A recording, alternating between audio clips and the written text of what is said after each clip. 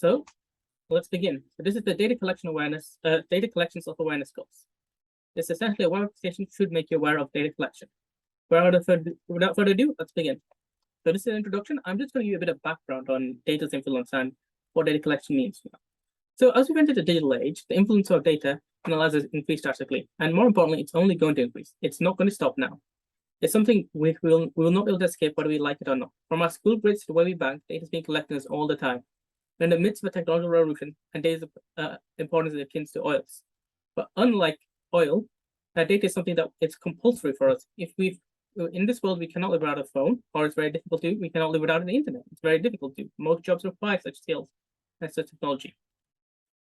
So oil was the most coveted resource 20 years ago. Before that, it was spices. But the main difference between data and oil is that data is not a finite resource. Data can be collected and processed, used by anyone, but relatively low entrance level. You do not have to find it in a rock and then extract it. You don't have to buy someone's land. You just need to create a website that people visit. And also, data is not a finite resource. As long as there's people, there will be data to collect. It's an infinite resource on people's lives. So, from a man with a clipboard counting many, for example, a man with a clipboard can how many people enter a store or Facebook tracking browse. These are all forms of data collection, and from a simplest form to a more complicated form. And as I said before, as long as there are people, there's data to be collected, processed, potentially exploited. So data collection itself is not new. Forms of data collection such as basic inventory and accounting has been with us since civilization began. But now data is being collected on a scale never thought imaginable by the pharaohs of the past. Just think about how much time you spend on your phone or any device. One device could have months of data collected on you. More worryingly, data collection is only going to increase. 90% of the data in use now, according to some experts, was created in the previous 2 years. Here are just some more sources to give you how much here are just some more sources which explain the scale of data collection. These optional readings just to give you more context on how much data is being collected. The genie is now at the bottle and it's never going back. Data is being collected, processed, and used for any number of reasons. It's unlikely to ever stop. We as human beings are going to have to live in a world where our data is collected, processed, and exploited. This is very important to say. Now that data collection has started, it's not going to stop. This mass data collection or big data will not stop because it's just too useful for everyone, and it's only started in the last 10 or 20 years. What we decide to do with our rights in relation to our data and laws to protect our data, and how we decide to interact with data will determine what was going to happen in the next 100 years for data. Because we are the first generation, we will set the precedent. So, as I said before, as the digital age only took off in the last 10 to 20 years, many of us are not educated or informed on what data is being collected, what our data is being used for, and why data is important, and what our rights are. This website seeks to educate users on these questions in the context of e-commerce websites, specifically Amazon. So what's this website all about? So this website has a specific purpose. It's essentially a data collection awareness course for e-commerce websites, and specifically Amazon.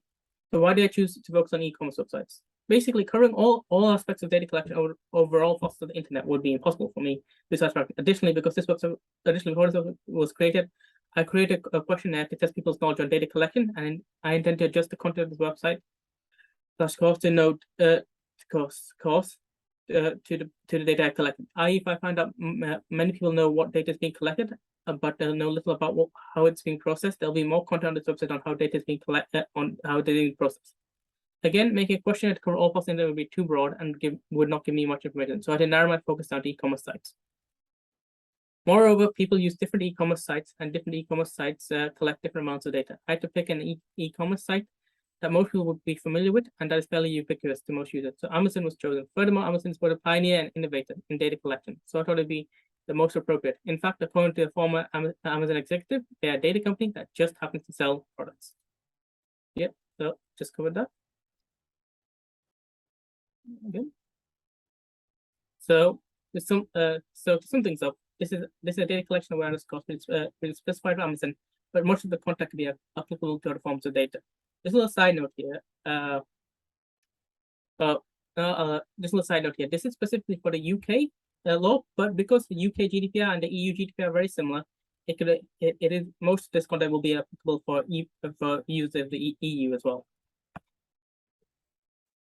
Now let's move on. So a bit about this course. This course will be sent to 4 core modules and 2 optional modules. The core modules will be what data Amazon collects and the importance of data, principles of GDPR, legal basis for processing data, and your rights in relation to your data. The optional modules will be brief history of data collection and effectiveness of GDPR. Each module will have a quiz associated with it. This is completely optional and will just be used so you can get a better understanding of data collection. It would be impossible for me to cover all aspects of data collection, but the goal of this site is to leave you a much better understanding of data collection of data than where you start. The course will assume you have no prior knowledge of data collection.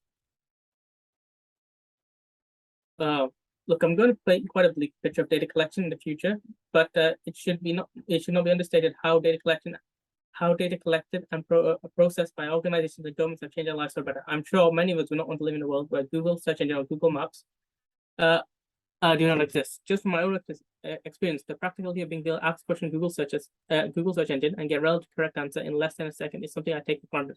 But 20 years ago, this would be a quint to magic. I cannot imagine the suffering of my alumni who had to go to a library, hope the book was in the library, and hope that book had the relevant information, and hope the other students did not need the same book. I'm sure we all know over dozens of ways that data collection and processing has helped us in our daily lives, and it's something we should not take for granted. For example, it's made our lives much more secure as well. Like, we're not carrying huge stacks of cash around, which was dangerous. Now we just have a card which we know the pin to, so other people cannot exploit our data, exploit our money. For another good example would be Google Maps. Like, imagine trying to having to learn the map of England before you sit down a drive. Now you can go wherever you want, and relatively quickly, we're relatively certain that we will get there just based on Google Maps. So just a quick little experiment you can do. Just a little quick experiment you can do. Count how many times you use a Google search engine. Now think about the times a day you have to go to the second page of the search engine to find what you want. But as the purpose of this website is to make people aware of the data collection, so such benefits will not be discussed. Just note there are many benefits to data collection, and I'm sure we want to live in a world without data collection. But my main issue with this is that many of us are okay with giving our data to companies and organizations and governments, but we do not know what they're doing with our data, and it hasn't been made clear to us. We're the first generations who are not as educated as us, and I feel like we should be educated on this. This is something important, and this is something that we use for the rest of our lives.